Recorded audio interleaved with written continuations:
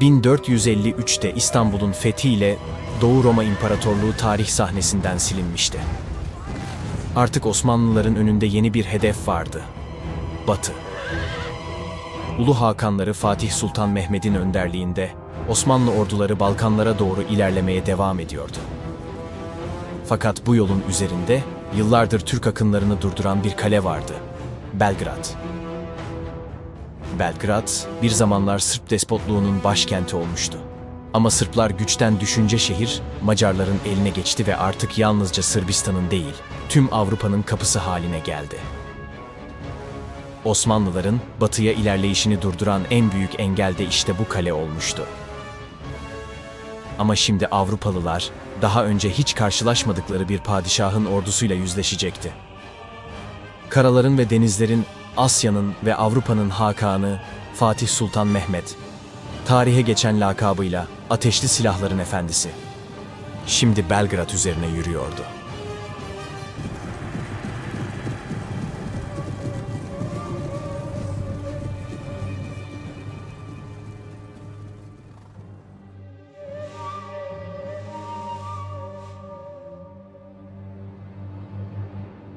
...1456 yılının kavurucu yaz günlerinde Tuna kıyılarında ufuk boyunca uzanan devasa bir hareketlilik göze çarpıyordu. Bu, bir ordudan çok daha fazlasıydı. Sanki bir millet yola çıkmış, dalga dalga ilerleyen bir sel gibi Belgrad üzerine yürüyordu.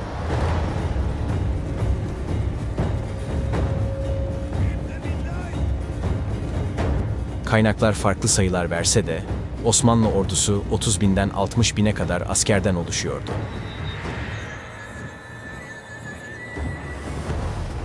Ama onların asıl gücü yalnızca sayıdan ibaret değildi. Osmanlıların gölgesi, surların üzerine düşen demir ve barutun gölgesiydi. Fatih, İstanbul'un fethinde şöhret kazanan devasa toplarını yanında getirmişti. Kuşatma için yüzlerce top hazırlanmış, bazı kaynaklara göre bu sayı 300'e kadar ulaşmıştı.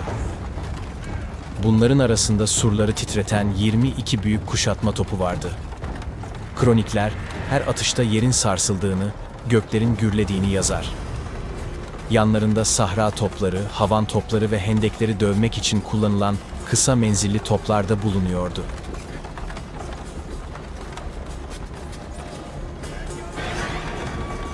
Topların ardında Yeniçeriler ordunun kalbini oluşturuyordu. Onların arkasında sipahiler yıldırım gibi çarpacak anı bekliyordu. Rumeli ve Anadolu askerleri kanatlarda, akıncılar öncü birlik olarak çevreyi tarıyordu. Ordunun başında bizzat Fatih Sultan Mehmet bulunuyordu. Padişah, kuşatmanın her aşamasında ordusunu yönlendirmiş, gerektiğinde topların ateşlenişini bile yakından izlemişti. Yanında ise güvenilir devlet adamı Zağnos Paşa, kuşatma düzeninin kurulmasında ve ordunun sevkinde önemli rol oynuyordu.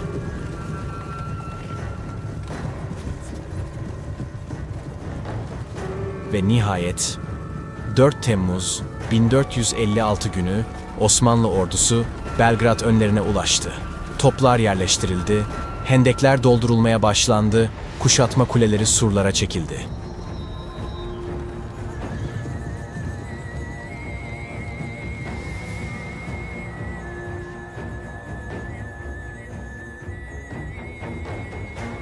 Belgrad, Tuna ve Sava nehirlerinin birleştiği noktada yükselen doğal bir kale gibiydi.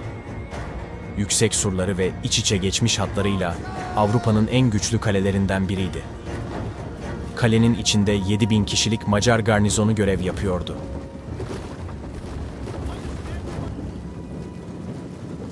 Ama papalık, Osmanlı tehdidine karşı bir Haçlı çağrısı yapmıştı. Bu çağrıya yanıt veren binlerce köylü, kasaba halkı, gönüllü ve keşiş şehre akın etti. Bu sayede Belgrad'ın içindeki savunucuların toplamı 25 ila 30 bine ulaştı. Ama bu direnişin en büyük umudu henüz surların içinde değildi. János Hunyadi, Balkanlarda Osmanlılarla yıllardır savaşan tecrübeli komutan, kendi ordusuyla Tuna boyunca ilerliyordu. Yanında 10 ila 12 bin kişilik düzenli asker ve süvari vardı. Hunyadi kaleye girmemişti. Doğru zamanı bekliyor, Osmanlılarla yüzleşeceği anı kolluyordu. Bu yüzden Osmanlı kuşatması yalnızca surlarla değil, dışarıda yaklaşan gizemli bir güçle de yüzleşmek zorundaydı. Artık iki dünya karşı karşıya gelmişti. Ve şimdi Osmanlı topları ateşe başlayacak. Tarihin en ünlü kuşatmalarından biri resmen başlayacaktı.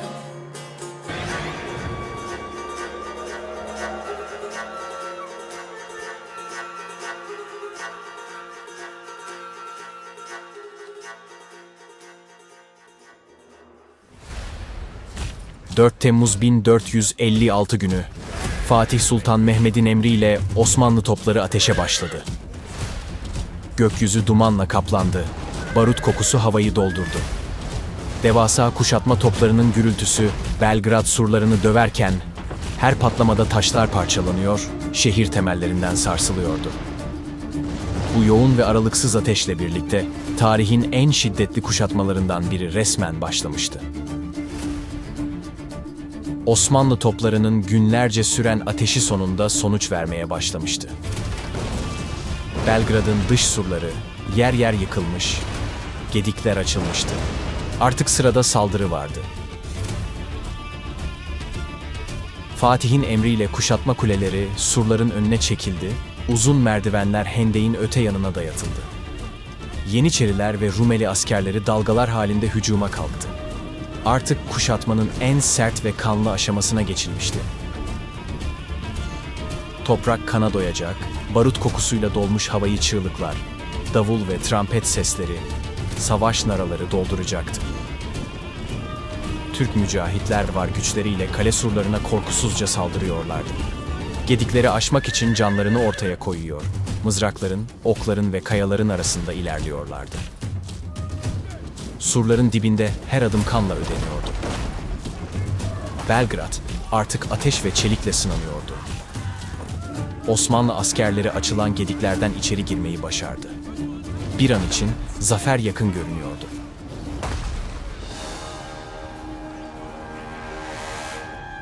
Ama dar sokaklarda ve sur içlerinde pusu kuran müdafiler, içeri giren birlikleri imha etti. Saatler süren çarpışmaların ardından Osmanlılar ağır kayıplarla geri çekilmek zorunda kaldı. Belgrad kuşatması artık kanlı bir boğaz boğaza mücadeleye dönüşmüştü. Ve işte tam bu çarpışmalar sürerken Osmanlı karargahına ardı ardına haberler gelmeye başladı. Ama en sarsıcı haber Dayı Karacabey'den geldi.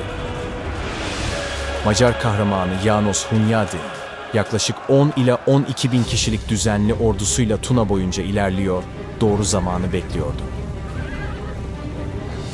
Henüz kaleye girmemişti ama Osmanlıları arkadan vurabilecek kadar yakındı.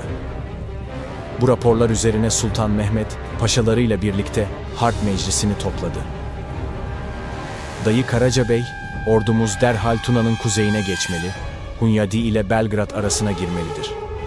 Önce dışarıdaki tehdit imha edilmeli, sonra kale fethedilmelidir, dedi. Ancak dönemin sadrazamı Zános Paşa farklı düşündü. Belgrad artık düşmek üzeredir.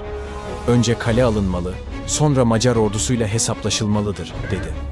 Henüz 24 yaşındaki Sultan Mehmet, sadrazamına güvendi ve kararını verdi. Önce Belgrad fethedilecek. Bu tercih, kuşatmanın kaderini belirleyecek ve Osmanlılara çok pahalıya mal olacaktı.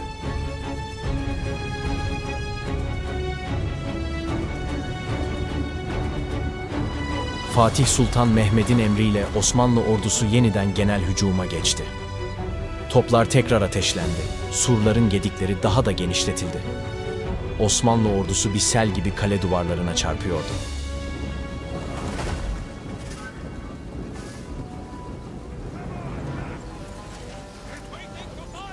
Gedikten içeri giren Osmanlı askerleri Belgrad sokaklarına kadar ilerledi. Bir an için Osmanlı zaferi yakın görünüyordu.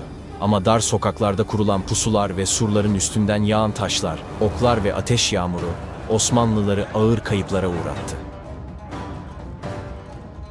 İçeri giren birlikler tutunamadan geri püskürtüldü. Ancak asıl felaket henüz gelmemişti. Osmanlı ordusu surlarda ve şehir içinde zor durumdayken Hunyadi'nin piyade birlikleri kaleye girdi ve Türklerin üzerine saldırdı.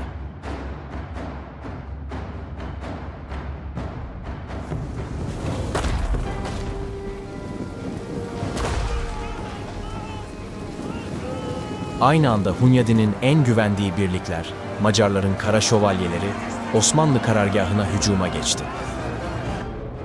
Bu, Zağnos Paşa'nın planının sonu demekti.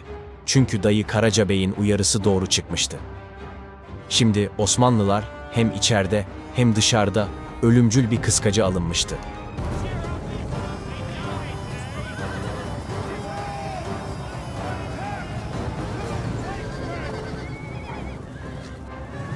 Belgrad önlerinde Osmanlı ordusu artık çözülüyordu.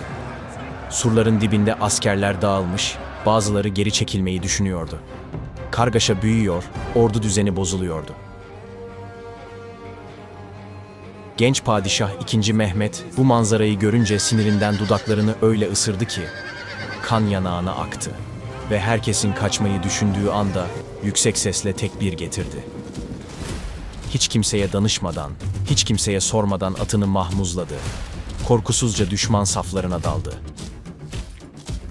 Bu görülmemiş cesaret ordunun kaderini değiştirdi. Onu gören paşalar ve beyler arkasından atıldı.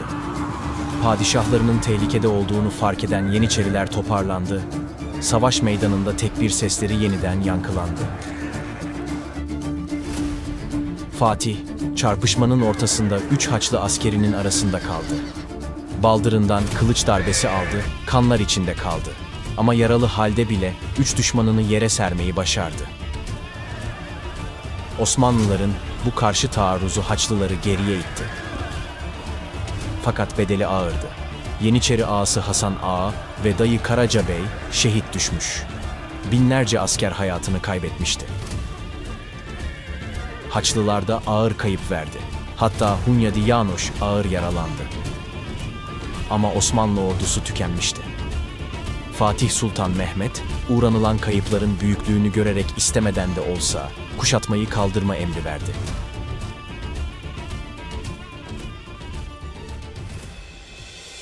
Böylece 1456 Belgrad kuşatması Osmanlılar için ağır kayıplarla sonuçlandı. Avrupa'nın kalbine açılan kapı o gün için kapandı. Ve bu büyük başarısızlığın faturasını Fatih, en güvendiği adamına kesti. Sadrazam Zağnos Paşa görevden alındı ve sürgüne gönderildi. Ama bu yenilgi Fatih'in gözlerindeki ateşi söndüremedi. Çünkü o bir gün Osmanlı'yı yeniden batıya götürmeye yemin etmişti.